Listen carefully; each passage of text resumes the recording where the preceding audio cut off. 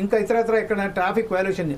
ఇంకొక విచిత్రమైన విషయం ఏంటంటే ప్రజలకు తెలియంది మనకు సంబంధించిన ఒక విషయం ఏంటంటే ఏ పోలీస్ అధికారికి కానీ ఏ ఆర్టీఏ అధికారికి కానీ ఎవరికి హోంగార్డ్కి కానీ అది ఎవరైనా కానివ్వండి ఫోటో తీసుకోవడానికి ఎవరికి కూడా వారికి అర్హత లేదు. The government, the law do not permit to take any kind of photo of that particular person without his knowledge, without his consent. Right now, but ఇప్పుడు జరుగుతున్నది ఏంటంటే ఎవరికి పడితే హోంగార్డ్ల నుంచి వెళ్ళి ప్రతి ఆఫీసర్ దగ్గర ఒక కెమెరా ఉంటుంది.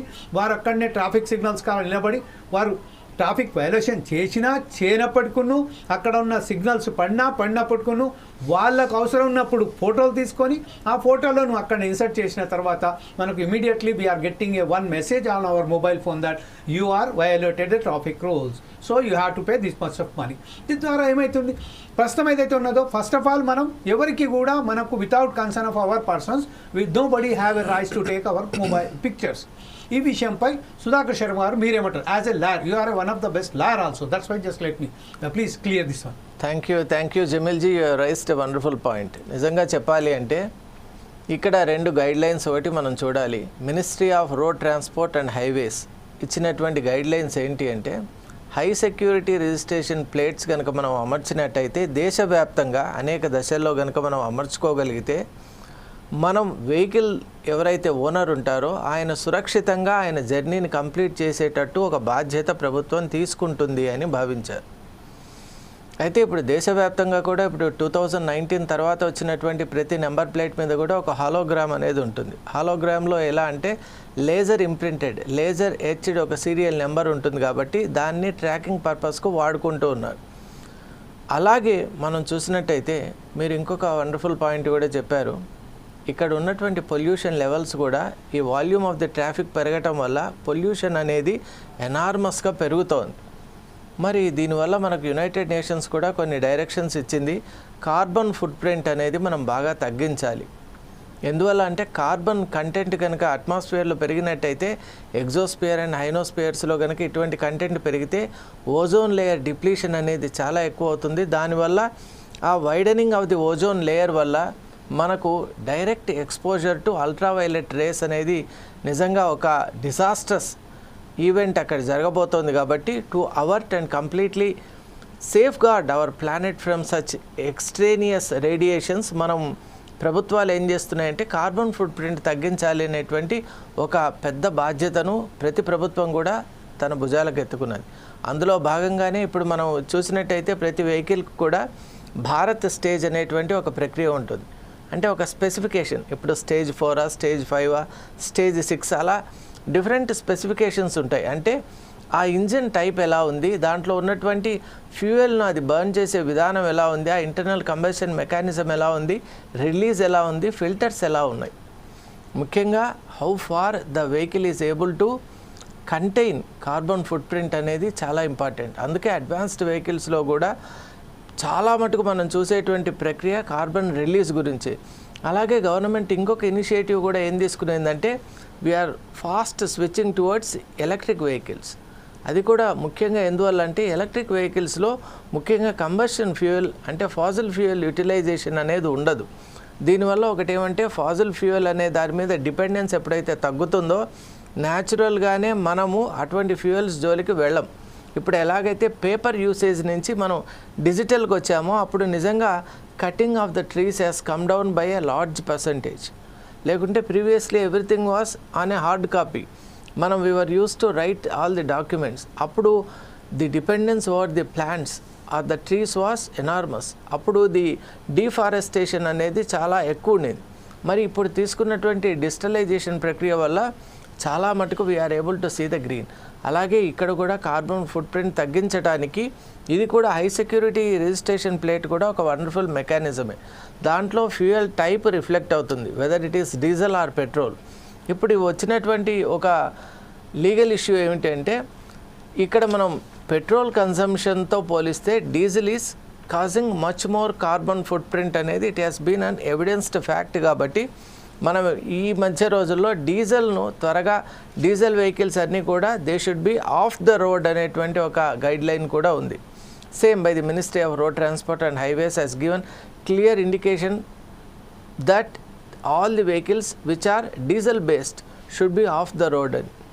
ఎందువల్ల అంటే వాటి వల్ల అయ్యే డ్యామేజ్ చాలా ఎక్కువ ఉందని. అలాంటి ప్రక్రియలు చేపట్టడానికి కూడా high security number plate, registration plate అనేది చాలా యూస్ఫుల్. ఇంకొకటి, ఈ హాలోగ్రామ్ బేస్డ్ రిజిస్ట్రేషన్ ప్లేట్స్ ఎప్పుడైతే ఉంటాయో, మనం మామూలుగా ఇప్పుడు భారతీయ బిఎన్ఎస్ మనం ఇప్పుడు ఫాలో అవుతున్నాం, ఐపీసీ నుంచి we have switched over to Bharatiya Nyaya Sanhita. కాబట్టి దాని ప్రకారం కూడా క్రైమ్ రేట్ను కంటైన్ చేయడానికి టెక్నాలజీని మనం వాడటానికి ప్రభుత్వం అనుమతి ఉంది.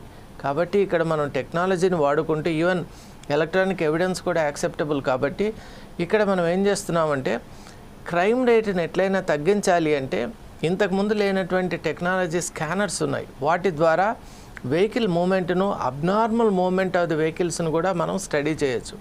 ఇన్ఫ్యాక్ట్ ఇప్పుడు ఉన్నటువంటి స్టేట్ ఆఫ్ ది ఆర్ట్ టెక్నాలజీతో ఒక వెహికల్లో ఏదైనా ఒక అబ్నార్మల్ మూమెంట్ ఉంది అంటే immediately it gives a kind of reflection to the command centres. మరి అలాంటి ఫెసిలిటీ ఉంది కాబట్టి దాన్ని వాడుకోవడానికి ఇది నిజంగా ఒక మంచి ప్రక్రియ. ఇప్పుడు ఉన్నటువంటి, అలాగే ఇప్పుడు మనం మాట్లాడినట్టు భారత స్టేజ్ కానివ్వండి, ఫ్యూయల్ టైప్ కానివ్వండి, వెహికల్ డిటెక్షన్ కానివ్వండి, అలాగే even we can use technology to see what type of driving is done by the particular driver. అది కూడా మనం ట్రాక్ చేయొచ్చు. ఎందుకంటే those who are in inebriated condition, వాళ్ళ డ్రైవింగ్ ఈజ్ ఎంటైర్లీ డిఫరెంట్. కాబట్టి అటువంటి కండిషన్స్లో ఎటువంటి చర్యలు తీసుకోవాలి, where he should be taken away from the road. మనం మామూలుగా మాట్లాడుకున్నట్టయితే విత్ ఇన్ ది సిటీ ఒక రకంగా ఉంటుంది. When you go to the NH, national highway, ఆ డ్రైవింగ్ ప్యాటర్న్ కానివ్వండి, వెహికల్ మూమెంట్ కానివ్వండి, అక్కడ the time to take the decision is in seconds. Instead of taking to right, if you take left, you hardly have seconds of time left to correct your self. అంత లోపల చేయలేకపోతే you must invite a very big threat or danger unto your vehicle and sometimes to the people inside the vehicle. మరి అటువంటి నేపథ్యంలో ఇటువంటి technologies అనేవి నిజంగా ముఖ్యమే. కానీ మనం అందరూ మాట్లాడుకునేది ఇంతవరకు మనం positive side of the particular ఈ హ్యాపెనింగ్ చూసాం. But what about the other side of the scenario? ఎందుకంటే నాణ్యానికి ఎప్పుడు రెండు వైపులు ఉన్నట్టు మనం ఒకవైపు చూస్తేనేమో సైంటిఫిక్గా, టెక్నాలజికల్గా, రేషనల్గా, లాజికల్గా మనం చూసినట్టయితే this is sounding as a perfect kind of thing to invite and to implement. మరి రియల్ ఎగ్జిక్యూషన్లో జమీల్జీ మనకు అనిపిస్తుంది ఎలా దీన్ని నిజంగా మీరు ఇంతకుముందు అన్నారు it's a kind of joint venture అన్నారు. మీరు చాలా చక్కటి పదం వాడారు అక్కడ, joint venture. It's a coordinated effort between traffic police, RTI and the civil police. మరి ఇటువంటి ట్రయాంగులర్ దీంట్లో అసలు ఈ కోఆర్డినేషన్ ఎంతవరకు నిజంగా సఫలీకృతం అవుతుంది అనేది పెద్ద ప్రశ్న. ఎందుకంటే 3 డిపార్ట్మెంట్స్ని కలపడం అనేది అంత సులభమైన ప్రక్రియ కాదు. వీళ్ళ మధ్య ఎటువంటి కోఆర్డినేషన్ ఉంటుంది, అలాగే ఈ మిస్కోఆర్డినేటెడ్ ఎఫర్ట్ వల్ల సివిలియన్ ఎంత ఇబ్బంది పడతాడనేది మనకు చాలా ముఖ్యం. ఈ విషయంలో నిజంగా మనం కూడా కొన్ని చూసాం. ఎందువల్ల అంటే ఇప్పుడు ట్రాఫిక్లో కానివ్వండి, మిగతా చాలా విషయాల్లో కూడా కొన్ని గైడ్ లైన్స్ ఎప్పుడైతే మిస్ఫైర్ అయినాయో దానివల్ల సివిలియన్ ఎంత ఇబ్బంది పడ్డాడో మనం చూసాం. కాబట్టి ఈ ప్రణాళికలో మరి వాటికి ఎవరు జవాబుదారీగా, అకౌంటబిలిటీ అనేది చాలా ముఖ్యం అండి. మరి who is going to take up that kind of initiative అనేది మనం చూడాలి. ఇంకోటి ముఖ్యంగా ప్రభుత్వం ఎప్పుడైతే ఇటువంటి పథకాలను తీసుకొని వస్తుందో ఖచ్చితంగా కొన్ని కేటగిరీస్కు మినహాయింపు అనేది ఇవ్వాలి.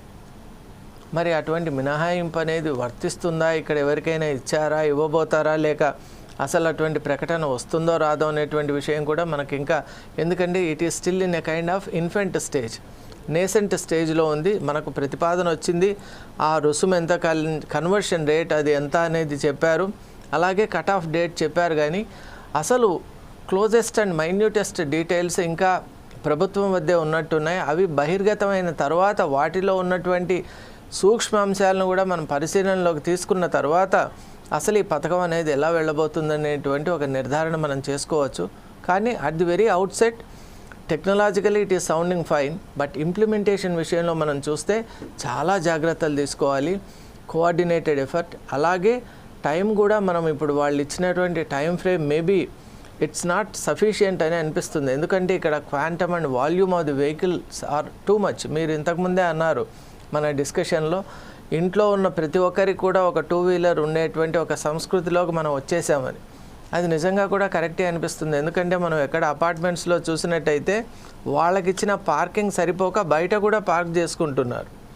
దీన్ని బట్టి వెహికల్స్ ఆర్ ఇంక్రీజింగ్. ఎందువల్ల అంటే ఈ మధ్య ఉన్నటువంటి డిఫరెంట్ స్కీమ్స్ ఏదైతే ఉన్నాయో, బ్యాంక్ ప్రొవిజన్స్ కానివ్వండి, అలాగే it has become quite easy to own a vehicle now days.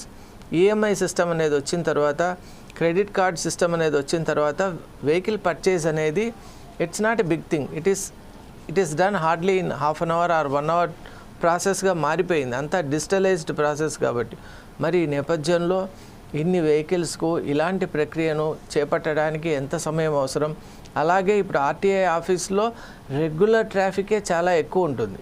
మరి దానికి తోడు వీటికి ప్రత్యేకమైన కౌంటర్స్ ఉంటాయా, కన్వర్షన్ కౌంటర్స్? ఎందువల్ల అంటే వీళ్ళను ఇద్దరిని కంబైన్ చేయడం అనేది అంత మంచి పద్ధతి కాదు, శాస్త్రీయ పద్ధతి దృక్పథం కూడా కాదు. ఎందువల్ల అంటే day to day delivery new vehicles ఉంటాయి. వాటితో పాటు ఈ కన్వర్షన్ వెహికల్స్ది సేమ్ క్యూ కనుకైతే it is really going to put enormous stress upon the civilian. మరి అది మనం గమనించుకోవాలి. ఎందుకంటే ఆర్టీఐ ఆఫీసులు ఎప్పుడు కూడా ఊరికి చాలా దూరంలో ఉండటమో ఎక్కడో ఉంటాయి. కాబట్టి మనం యాక్సెసిబిలిటీ కూడా చూసుకోవాలి. అలాగే డిఫరెంట్ కేటగిరీస్ ఆఫ్ పీపుల్స్కు మీరు నిజంగా ఏదైనా ప్రత్యేక వెసులుబాటు ఇస్తున్నారా అనేటువంటి అంశాన్ని కూడా పరిశీలనలోకి తీసుకోవాలి. మరి ఇవన్నీ తీసుకొని we are happy with the initiative, but we are really worried about the implementational process.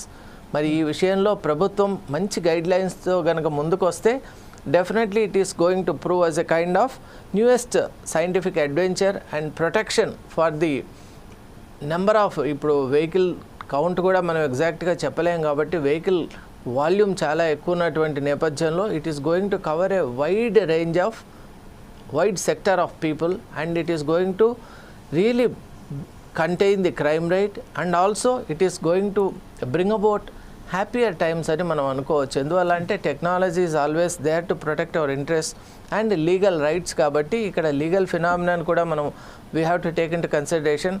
What type of penalties you are going to put for those who are not able to change or convert to the I security systems అనేది కూడా చాలా important. అది కూడా ఆ penalty system కూడా మనం తెలుసుకోవాలి.